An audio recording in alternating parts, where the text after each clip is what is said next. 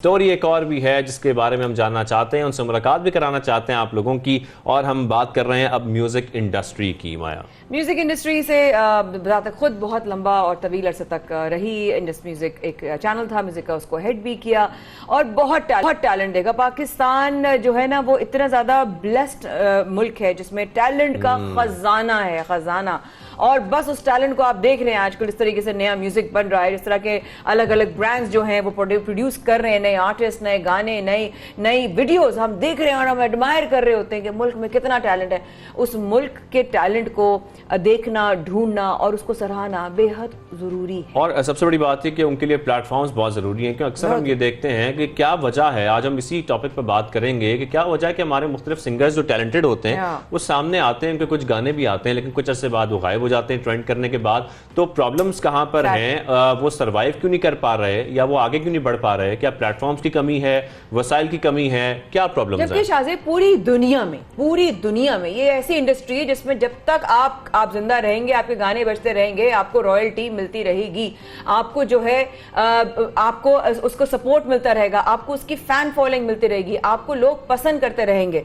और वो वाली बात यह है कि अगर हम म्यूजिक को नहीं आज के वक्त में नहीं समझेंगे आज भी शाहज़ेब, तो कल को फिर ये टैलेंट बनना और चढ़ना बंद हो जाएगा। तो किसी पाकिस्तानी गुलकार के लिए नाम बनाना और शोहरत कमाना, आगे बढ़ना कितना मुश्किल है या कितना आसान है, या क्या प्रॉब्लम्स आती हैं, इसी पर बात करनी है। लेकिन बातों के साथ साथ कुछ हम सुनेंगे भी, क्योंकि आज बड़े ही टैलेंटेड और एक नौजवान इंतहाई टैलेंटेड गुलकार ज़ीशान अली हमारे साथ हैं स्टूडियोज में। उनका हम खुशामदीद कहते हैं। अस्सलाम वालेकुम, कैसे हैं आप? वालेकुम अस्सलाम, बहुत शुक्रिया मुझे बुलाने के लिए इस शो में। अब यू वेलकम कि आप हमें ज्वाइन कर चुके हैं। मेरे ख्याल में हम सवालात से पहले सबसे पहले तो ज़ीशान आपसे कुछ सुनना चाहते हैं, फिर हम गुफ्तगू करेंगे ताकि लोगों को पता चले कि तारीफ झूठी नहीं थी भाई, सच्ची तारीफ की है। मैं ज़रूर सुना देता हूँ। और पहली चीज़ जो मैं सुना रहा हूँ ये मैं डेडिकेट करना चाहता हूँ लता मंगेशकर जी को। क्या बात है। क्योंकि मेरा ऐसा मानना है कि आर्ट जो है वो कंट्रीज़ के लिए नहीं बल्कि ह्यूमंस के लिए होती है। जहाँ जहाँ इंसान है, मेरा ख्याल है कि उनको ट्रिब्यूट देता हूँ। बिल्कुल, प्लीज़।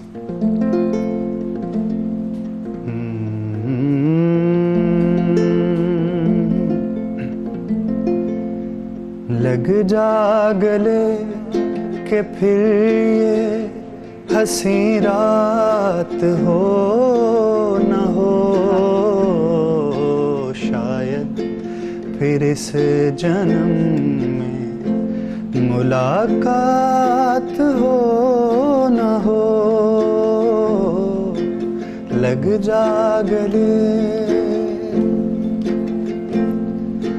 पास आइए कि हम नहीं आएंगे बार बार, बाहें गले में डाल के हम रोले जार जार, आँखों से फिर ये प्यार की बरसात हो न हो,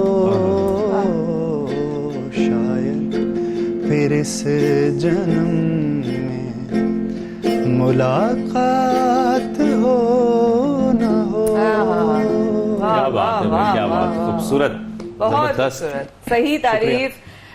मैं तो खुद भी विटनेस भी बन गई हूँ। तो क्या बात है ज़ीशान, सबसे पहले तो बहुत ही प्यारा ट्रिब्यूट आपने पेश किया। और मैं एक from a musician to a musician for all the musicians out there, कितना चैलेंजिंग रहा आपका सफ़र?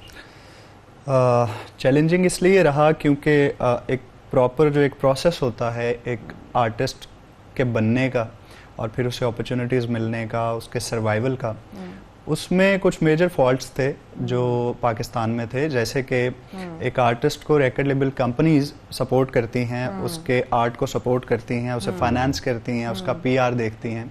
सो बहुत पहले ही हमारे यहाँ से रिकॉर्ड लेबल कंपनियाँ चली गईं। बिल्कुल सही कह रहे हैं। उस वक्त यहाँ पर एक दो चैनल्स थे जहाँ पर म्यूज़िक को प्रमोट किया जाता था और वहाँ तक पहुँचना एक आम इंसान के लिए या आर्टिस्ट के लिए खासा मुश्किल होता था।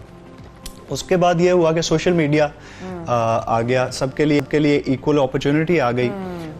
और उसके आने से एक नुकसान भी हो गया, वो ये हो गया कि पहले आर्टिस्ट एक प्रोसेस से गुजरता था, वो कुछ चीज़ें सीखता था। इसका ताल्लुक हरगिज़ क्लासिकल म्यूज़िक या गज़ल से नहीं है। लेकिन कोई भी जॉनरा जब आप चूज करते हैं म्यूजिक के लिए तो उसमें आपकी ट्रेनिंग, आपकी सिखलाई जरूरी होती है। तो सोशल मीडिया के आने से ये हुआ कि घर बैठे अगर किसी को ख्याल आया कि हाँ मुझे गाना गाना चाहिए, तो उसने किसी को ये इजाजत नहीं दी कि वो सुन के उसे बता सके कि ये कैसा है, कोई ये इस्लाह का कुछ नहीं, ना मश्क, कोई कुछ भी कभी कभी ऐसा हुआ कि नेगेटिव सेंस में वो वीडियो वायरल हुई और उसकी हौसला अफजाई हो गई, वही उसकी वजह शौहरत, तो वही स्ट्रेंथ भी बन गई, वही स्ट्रेंथ भी बन गई। सो उस वजह से क्वालिटी भी डाउन होती चली गई। सो मुश्किल था, लेकिन अल्हम्दुलिल्लाह जो है मैंने एक टाइम दिया है म्यूजिक को, नामुमकिन नहीं था। तो अगर आप मेरा ख्याल है लगे रहते हैं तो कोई ना कोई ऐसा रास्ता अल्लाह ताला की तरफ से। अच्छा, साथ में ज़ीशान ये भी बताएगा, जैसे कि हमने जिक्र भी किया जब हम इंट्रोडक्शन दे रहे थे, कि जिस तरीके से हम देखते हैं आजकल सिंगर्स आते हैं, टैलेंटेड होते हैं, ट्रेंड करते हैं और ट्रेंड करने के बाद कुछ दिनों के बाद गायब हो जाते हैं। हालांकि जब हम पुराने गाने सुन रहे होते हैं तो वो आज तक हम सुनते हैं तो हमें वैसे ही मजा आता है। माया, इसकी क्या वजह है, मैं ये वजह जानना चाहता हूँ। उसकी जो वजह मुझे समझ आई है वो मेरा ख्याल है ये वजह है शाहजेब के ट्रेंड जो होता है ना, वो हर दिन कई ट्रेंड्स बदलते हैं, राइट। एक दीवार है जिसके अंदर वो ट्रेंड एक ईंट होता है, सही है, वो बाकी पूरी दीवार भी ट्रेंड्स की ही है, तो वो इसलिए कभी भी ज़्यादा देर के लिए नहीं होता, वो उसकी ज़िंदगी बहुत थोड़ी होती है। आप आजकल के आने वाले ट्रैक्स को 7-8 दिन के बाद दोबारा सुनेंगे तो आपको एहसास नहीं होगा। ट्रेंड उन कपड़ों की तरह है जो बदलते रहते हैं, और हुनर और टैलेंट जो है उस रूह की तरह है जो हमेशा साथ है। बिल्कुल ऐसा ही है। हम आज भी मेहदी साहब, नुसरत फतेह अली खान, लता मंगेशकर, मोहम्मद रफी, किशोर साहब के गाने सुनते हैं, हालांकि वो हमारे पैदा होने से पहले के गाने हैं। बेशक ऐसा ही है, क्योंकि उनकी क्वालिटी इतनी है कि वो गाने कभी पुराने नहीं हो सकते। बिल्कुल ऐसा ही है। अभी तक हम गालिब को समझ रहे हैं, तो इकबाल को समझने में तो बहुत वक्त लगेगा। तो अगर हम बात करें आपकी सफर, आपने कहा ऑब्वियसली बहुत चैलेंज रहा पाकिस्तान में अपना आज के वक्त में। आपने कहा कि नेगेटिव भी है, पॉजिटिव भी है, अच्छा भी है, बुरा भी है, प्रोज भी है, कॉन्स भी है। इस वक्त कितना आसान है एक अच्छे आर्टिस्ट को अपने आप को किसी जगह पर नजर आना, उसके लिए कितना आसान है? मैंने उल्टा सवाल किया, रिवर्स साइकोलॉजी खेली है मैंने दिशान के साथ।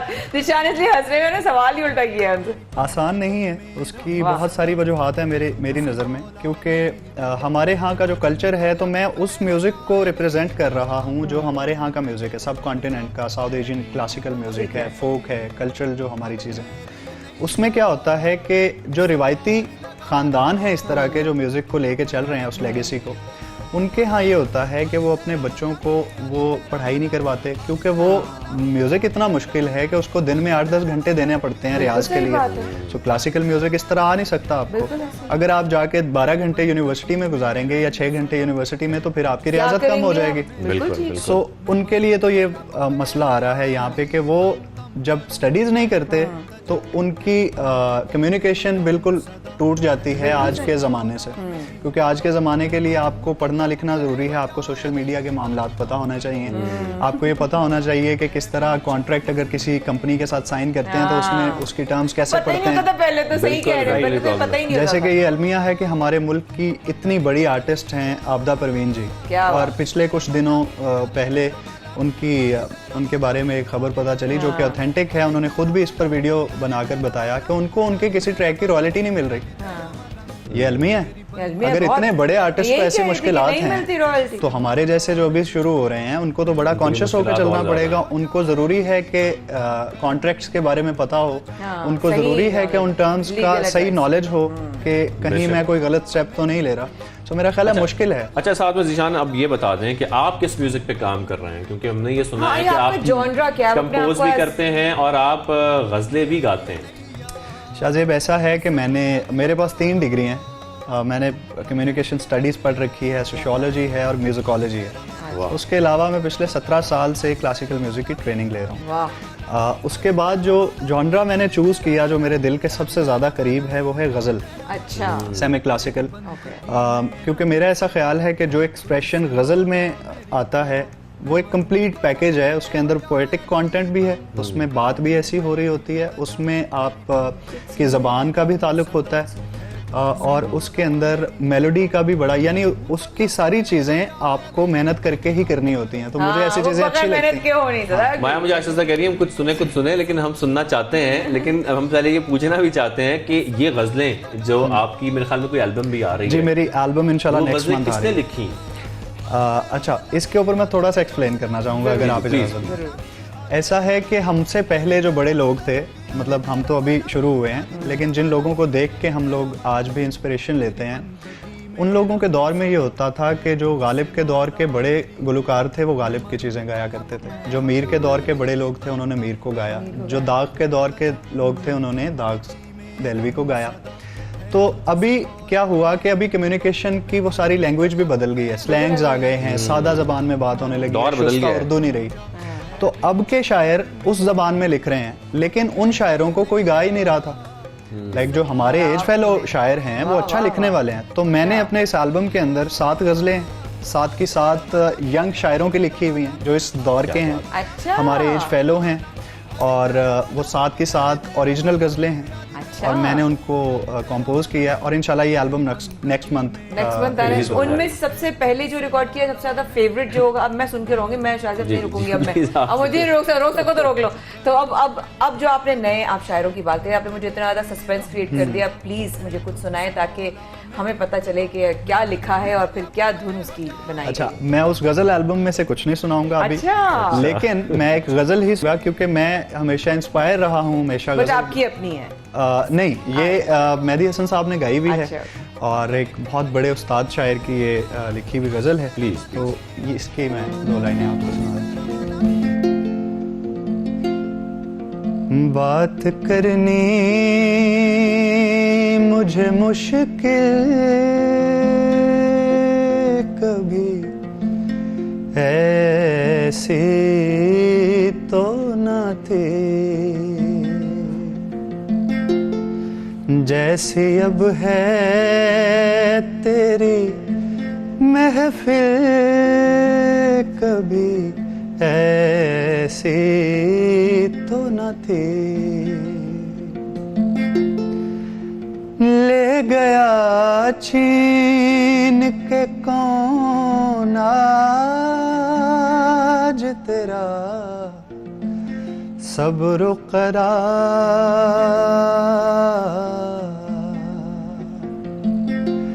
ले गया छीन के कौन आज तेरा सब्र करार।